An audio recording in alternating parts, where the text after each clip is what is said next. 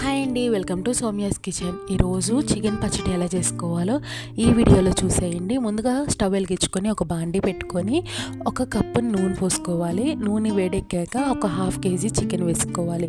దీంట్లోకి పసుపు, నేను చూపిస్తున్న టీ గ్లాస్తో ఉప్పు వేసుకోవాలండి. ఇలా వేసుకోవడం మూలంగా ఉప్పు అనేది చికెన్కి చక్కగా పడుతుంది. ఇప్పుడు మూత పెట్టేసుకొని ఆ చికెన్ నుండి నీళ్ళు అనేది ఎగిరిపోయే వరకు వెయిట్ చేయాలి. చికెన్ని లైట్ గోల్డెన్ కలర్ వచ్చే వరకు ఫ్రై చేసుకోవాలండి. ఇలా మంచిగా ఫ్రై అయ్యాక దీంట్లోకి ఒక 2 టేబుల్ స్పూన్ల అల్లం వెల్లుల్లిపాయ పేస్ట్ వేసుకొని పచ్చివాసన పోయే వరకు ఫ్రై చేసుకోవాలి.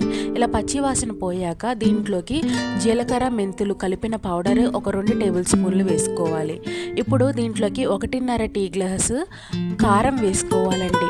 ఒక 2 టేబుల్ స్పూన్లు గరం మసాలా వేసుకొని స్టవ్ ఆపేసుకొని, ఒకవేళ నూనె తగ్గినట్టు అనిపిస్తే బాగా కాసి నూనె వేసుకొని సాల్ట్ అనేది అడ్జస్ట్ చేసుకోండి. ఇప్పుడు నిమ్మకాయ జ్యూస్